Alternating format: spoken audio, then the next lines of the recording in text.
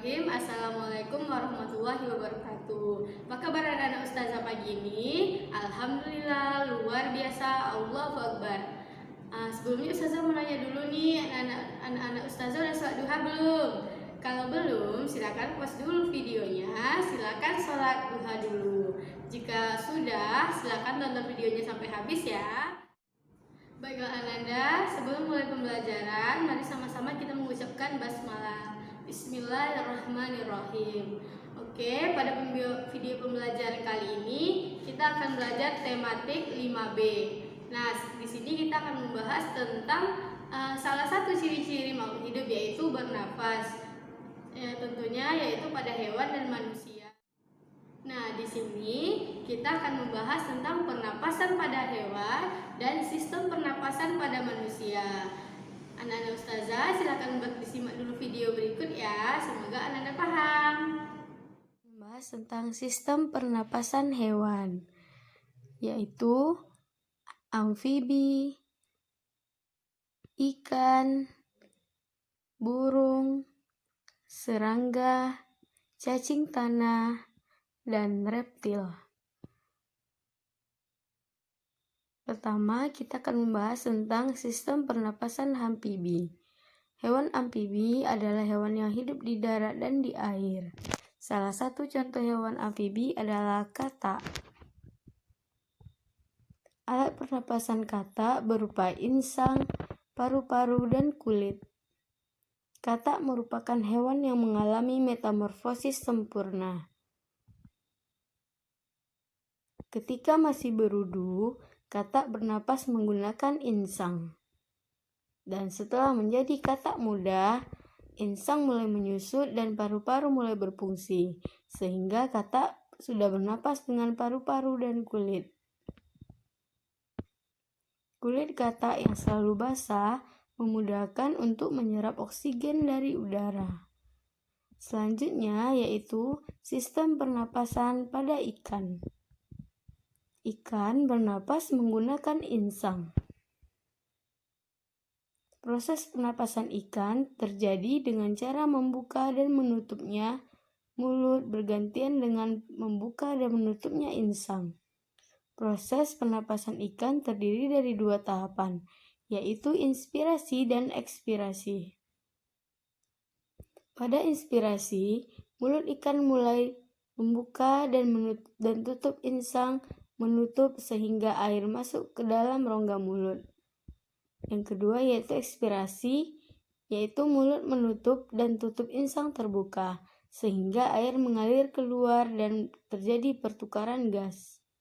Selanjutnya sistem pernapasan pada burung.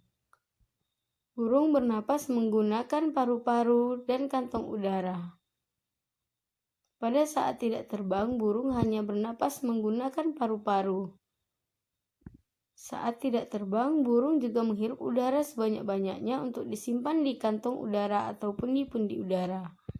Saat terbang, burung tidak menghirup udara, melainkan menggunakan udara yang ada di kantong udara. Jadi, saat terbang, kantong udara akan mengalirkan udara ke paru-paru.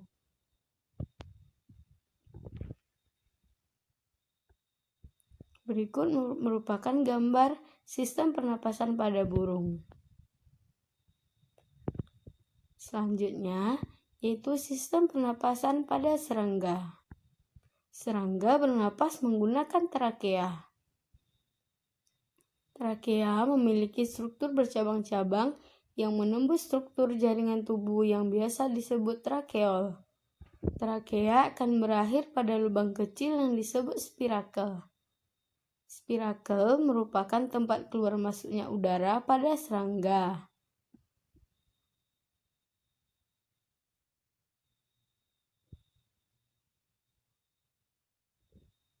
Proses pernapasan serangga terdiri dari inspirasi, yaitu udara luar masuk melalui spirakel menuju trakeol sampai ke sel-sel tubuh. Yang kedua, proses pertukaran gas terjadi di dalam trakeol. Yang ketiga yaitu ekspirasi. Karbon dioksida akan menuju trakea dan keluar melalui spirakel. Berikut merupakan gambar sistem pernapasan pada serangga.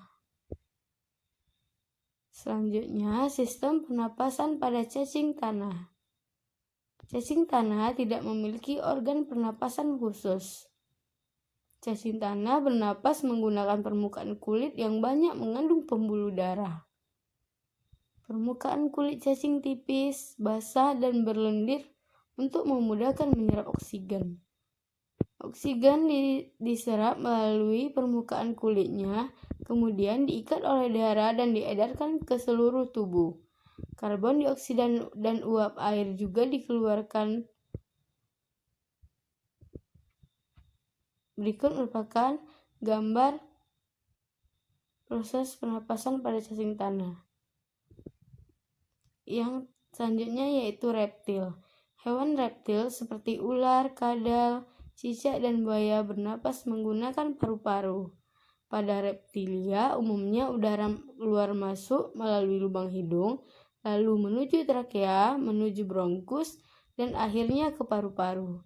Paru-paru reptilia berukuran relatif besar dan berjumlah sepasang. Berikut merupakan gambar sistem pernapasan pada reptilia. Kita akan membahas tentang sistem pernapasan pada manusia.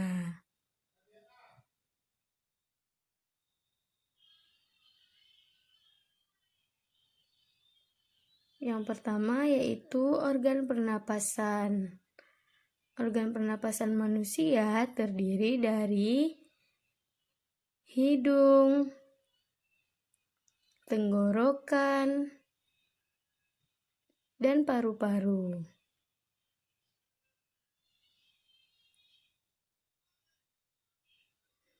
Hidung terdiri dari lubang hidung dan rongga hidung.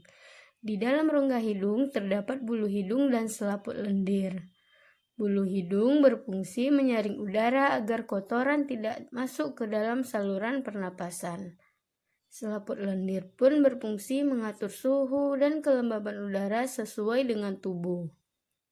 Pada rongga hidung, udara yang masuk mengalami 3 proses, yaitu penyaringan udara, penghangatan udara, dan pengaturan kelembaban udara.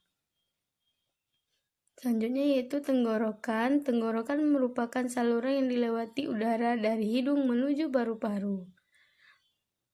Tenggorokan terdiri dari faring yang merupakan persimpangan antara saluran makanan dan saluran udara pernapasan. Yang kedua laring yang menghubungkan faring dengan trakea. Yang ketiga trakea yang merupakan saluran seperti pipa yang tersusun atas tulang rawan yang berbentuk cincin. Kemudian bronkus yang merupakan cabang trakea yang menuju paru-paru. Selanjutnya paru-paru. Paru-paru terletak di dalam rongga dada. Paru-paru terdiri dari bronkiolus, merupakan cabang dari bronkus. Dan terdiri dari alveolus yang merupakan ujung dari bronkus yang berfungsi sebagai tempat pertukaran oksigen dan karbon dioksida. Selanjutnya proses pernapasan. Proses pernapasan manusia terdiri dari inspirasi yaitu proses menghirup udara dan ekspirasi yaitu proses menghembuskan udara. Udara masuk dari hidung, melewati faring, melewati laring, melewati trakea, kemudian melewati bronkus. Dari bronkus, udara masuk ke paru-paru melalui bronkiolus. Udara akan berakhir sampai ke alveolus. Di alveolus terjadi pertukaran oksigen dan karbon dioksida. Oksigen diserap oleh darah, sedangkan karbon dioksida dikeluarkan saat menghembuskan nafas. Nah, itulah tadi video pembelajaran kita tentang pernapasan pada hewan dan sistem pernapasan pada manusia. Gimana? Mudah bukan? Nah, biar anak-anak Ustazah lebih paham, Ustazah punya beberapa soal. Silakan dikerjakan ya, Nak.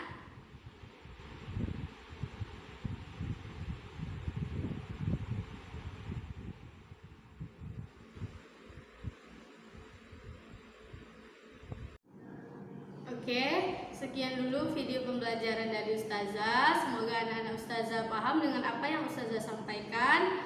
Ustazah akhiri dengan Assalamualaikum warahmatullahi wabarakatuh.